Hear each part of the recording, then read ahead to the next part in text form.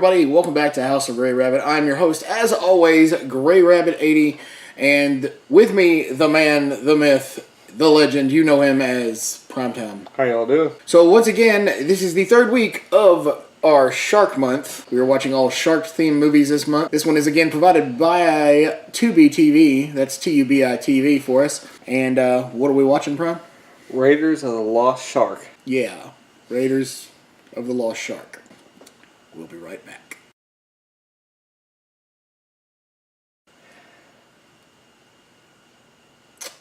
Wow. Yeah. How do we start? I don't even know where to start on this one. This one is crazy. Like like Land Shark was weird. What was the second one? Shark Exorcist.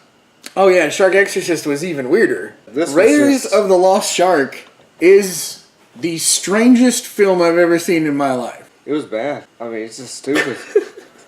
I mean, damn. Let's talk about Raiders of the Lost Shark. The only reason they named this movie Raiders of the Lost Shark is to just cash in on the, of course, Raiders of the Lost Ark, right? Yeah.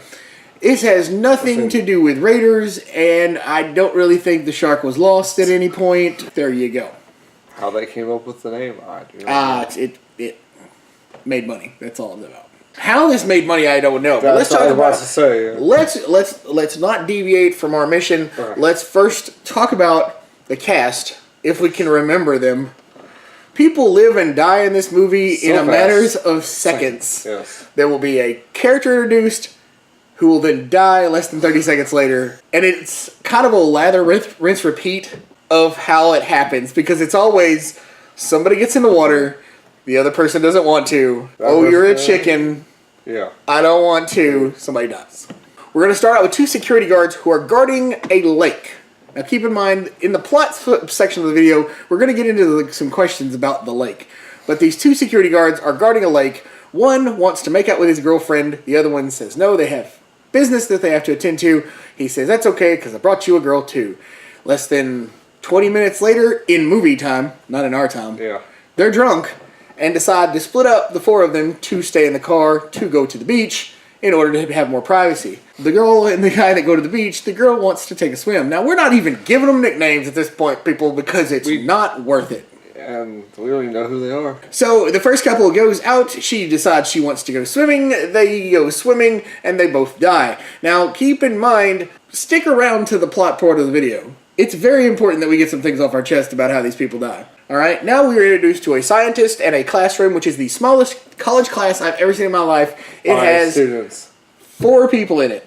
They are learning about basically like megalons. Yeah. Is it megalons? Megalodon. Megalodons. Megalon is something from Godzilla. Anyway, they're learning about interject Megalon clip here. They're learning about giant species that used to live on Earth, including giant squid, who, of course, they point out that they've been sighted for many hundreds of years, and so on. Then we are introduced to the bad girl, which I continue to refer to as Professor Snape, because she just looked like that when she came into the video. More people die. There are more and more, and there are just, I can't,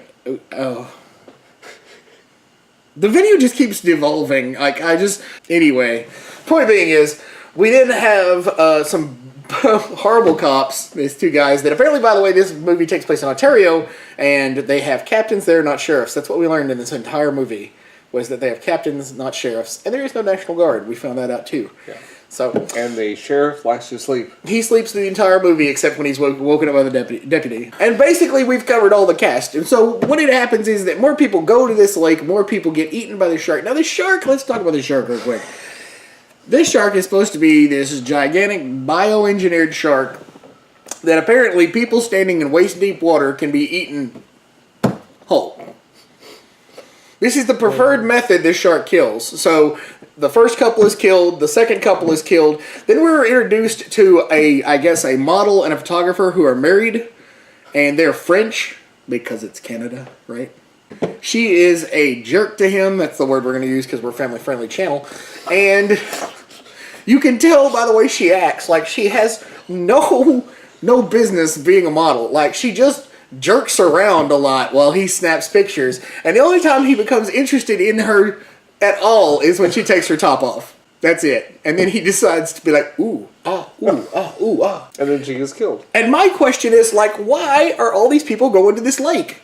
And the students from the classroom decide they're going to go there because their teacher happens to have been in an incident where her sister got killed years before at said lake / island / peninsula / what the hell. So they charter a boat. Arr. Arr, I'll tell you about the boat. That's my best impression of the sea captain / boat captain / whatever.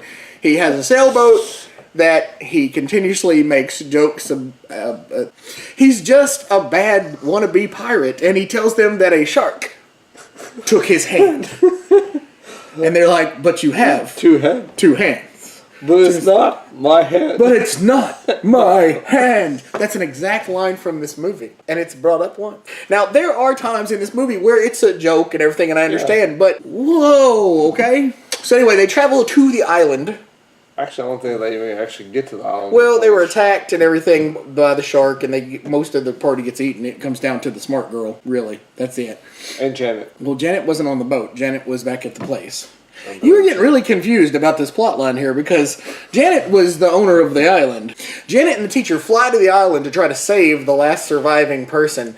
Well, the last survivor, the smart girl, she runs into this guy whose name is Brad. You get it? Brad and Janet. Okay, so Brad basically tells them that he has created the next evolution in sharks. And he also explains a lot of things about sharks, like they can sense electromagnetic fields. Yes. That they can smell blood 1/1,000,000th of a part in water, which is true, yeah. And these are all like but then it turns out that the evolution is a flying shark.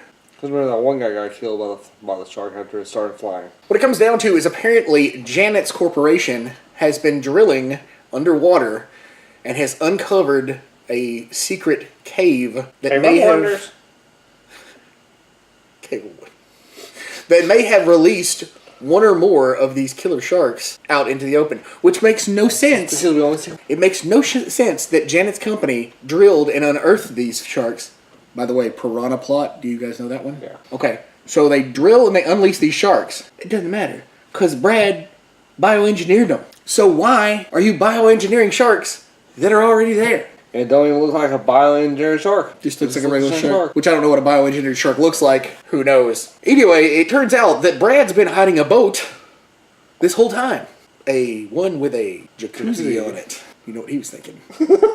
So anyway, the girls steal a small device off Brad's belt, which turns out to be, lo and behold, an electromagnetic field jammer that he's been using to keep the shark from killing him. To which our main character, which is Smart Girl, and the teacher run away, and Janet and Brad, or Brad and Janet, however you want to say it, get eaten by the shark at as the same time. Yes, as they embrace. Now we go. Now here's the thing: is we're getting to the end of the movie already, and it's kind of sad because this movie goes that quick. It's only an hour and 10 minutes long, right?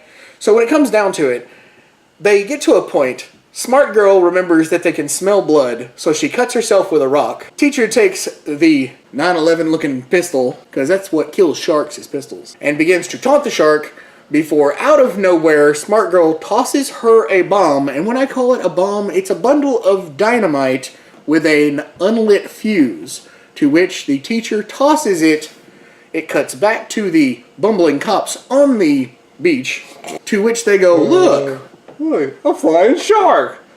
I reckon so. And then one of them has about 4 gallons of red raspberry jam poured over his head, to which the sheriff laughs at him. And what's funny is that after that's done, after it explodes, you see a second explosion. Which I don't know if that's supposed to be the first explosion or another. I don't get it. It's like they juxtapose these explosions to like this is the one the cops saw, this is the one the girls saw. But it was from far off. So it may have been the same explosion for all we know. Anyway, the only place the guts from the shark land are on the deputy. Yeah. Cuts back to our hero, which is, of course, once again, Smart Girl, and the teacher, who they then embrace. The teacher smiles and says, pretty good with that electromagnetic thing there. Have you got your homework due for Monday? And then they walk off as the heavy metal theme plays over. That's it. That's the end of Raiders of the Lost Shark. Now, I know this was a quick one. Like, we talked about this plot very quickly, but you have to understand, there's not a lot to go on. No. Literally, people show up and die within seconds. And here's the deal. Why does everybody in this movie wear a bathing suit conveniently underneath their clothes? That's a good point. It's like... Everybody in this movie had a bathing suit on underneath their clothes at some point or another when they needed to, quote-unquote, get in the water. Yeah. The girls at the beginning had bathing suits. Then the 2 girl guards, one of them had to go in to fetch the survivor, which was just an arm. She had a bathing suit on, even though they just said beforehand that they were told not to go in the water. Yeah. Who the hell cares if there's an arm thing? The model was wearing a... She was wearing a swimsuit, like of course. Yeah. You know. So the point is, do not wear bathing suits. So that right there can save you from bioengineered sharks. Do not wear bait. You heard it here first. House of Grey Rabbit. Thank you very much. But then there's other things like, how big is this shark? Because when it flies over, it's like a blimp. But then when it goes past them, it's like 2 feet. But then when it eats Brad and Janet, it's huge again. And then it goes to eat redheaded smart girl, and she just ducks to get away from it. There's no consistency to the side of the shark. It's like this high above the ground. Yeah, well, I mean, oh my. And don't forget about the fact that they did not forget that they couldn't paint the entire wall in the office. So you got Professor Snape and you got the professor from the college, and they're viewing through the tech guy, who just seemed to be happy to be around girls, I guess. And somehow had a camera. I don't know, that could see all kinds of stuff that the cameraman saw. Whatever. Anyway, on the wall behind them, you can tell that there's like a desk and a TV was there with like a pole, and that someone had just painted around the entire thing. And there was a bookcase too that had been painted around. Like, you could take 5 minutes to fill that in before you started shooting your movie. And here's the thing. In the vein of movies like Bad Taste and stuff, which were shot over a long period of time, because you had to do it on like weekends and stuff, this movie clocks in just like that. Because in the beginning of the movie, it's obviously like spring or summer. People are outside. They have little like shorts and shirts and stuff on. But then as the movie progresses, they start wearing jackets. And then Smart Girl gets to the island and finds Brad, and the first thing he does is he throws her a black jacket. Yeah. And then all of a sudden, everybody's wearing like winter coats and fall coats. Oh, and then snowing. It starts snowing at the final scene. Now, I understand this is Canada, and I understand it's cold, you know, because it's up north and stuff. But geez. You couldn't have just checked on these little things, and oh my God, let's talk about lighting consistency. Lighting consistency through this entire film is the worst. It's like watching Amityville Exorcism and watching the pool scene and not noticing it. Like, there are bright times and not so bright times and cloudy times, and it's nobody bothered. Because the first couple go down, they get eaten, and the second couple's making out in the car, and everybody had been drinking. And so then the second couple stumble down the hill, which looks like the same day, but then they talk about being hungover and claim that it was the next day. And there's no point where we see like the moon rise or any. It's just like it was missing a shot to let us know that 24 hours had passed. Yeah. It's like they spent so much money on the CGI shark. It was bad that it was a $350,000 budget. Yeah, but what kind of rating did it have? Did you tell me? 1.6. 1.6 out of 10? Yeah. So my question is, where in the hell did the $350,000 budget? It had to go to all the. It had to go for ridding the boat, making the CGI jumping eating shark. It had to be. And a fly shark. And there's a point even where there's a mask, and you can see. Okay, I watch a lot of videos about like editing and stuff like this, where like they'll show you something somebody shot, and then they'll say this is where the jump happens. This is where they spliced it to put the scary stuff into it. And there's a shot where the girl, you know, the first girl that falls off the boat, and she's swimming back, and the dude's like, come on, quick, wait a minute, there's something by the boat. And then she's swimming, and he's like, whoa, she's going to make it. And then all of a sudden the camera does this thing like here, and I was like, shark attack, and about that time, shark. Well, that's to mask the fact that when they put the shark in there, there was some sort of problem where they couldn't make it look right. Yeah. So they shake the camera to hide that effect. And so it just, unfortunately, it just comes off amateur looking, because you can tell the shark's fake in the first place, no matter what. The CGI is just not that well done. And then the other stuff that you see, the beginning underwater camera footage is horrendous. Yeah, it's worse than... It looks like somebody stuck a GoPro on a pole and hung it over a boat while they were driving through a murky lake. It's all black and white and gray, and Then later there's like a clear view of the shark, but the problem is it's like obvious like CGI stock footage that you could buy on the internet for a little like a couple $100. Yeah. It's just bad. It's bad at And the thing is that whenever they fall off the boat and they're she's swimming back, and they know she's on land, but whenever you saw the boat, it was clearly in the middle of the lake.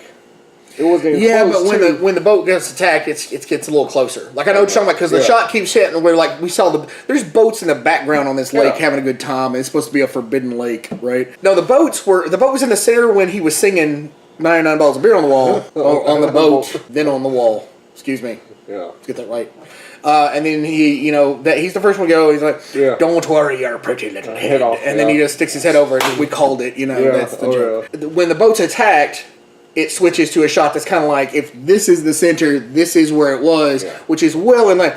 And then like her phone works even though it's underwater. Yeah. Like I can understand if she has like a life proof on it or something like this. Yeah. But then the device she's using keeps changing. It changes from like a weatherproof walkie-talkie to a Samsung phone. Yeah. And it just...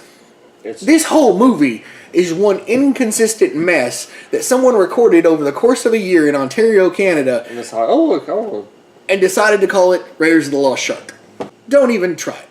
Just make a sandwich or, I don't know, go walk. Do something. It's just...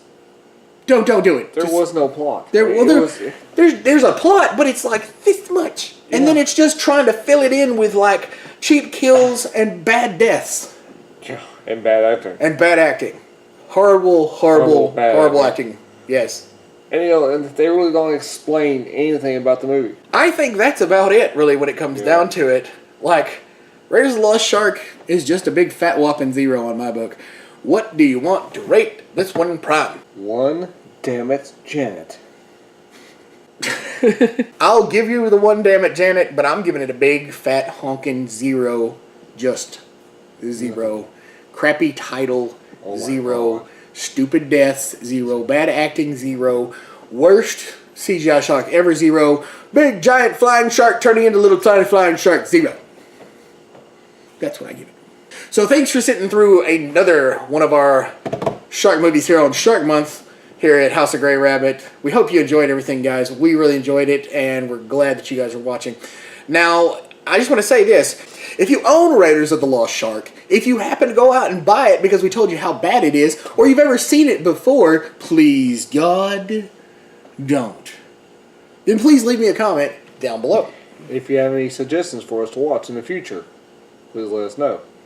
Also, subscribe if you haven't already. And don't forget to hit the like button in the face. And also hit that bell if you want to be notified every time we make a video. Also, check out our playlist. It has every video all the way from the very beginning of the channel up to this one currently that you're watching right now. This was Raiders of the Lost Shark, House of Grey Rabbit, and we be seeing you.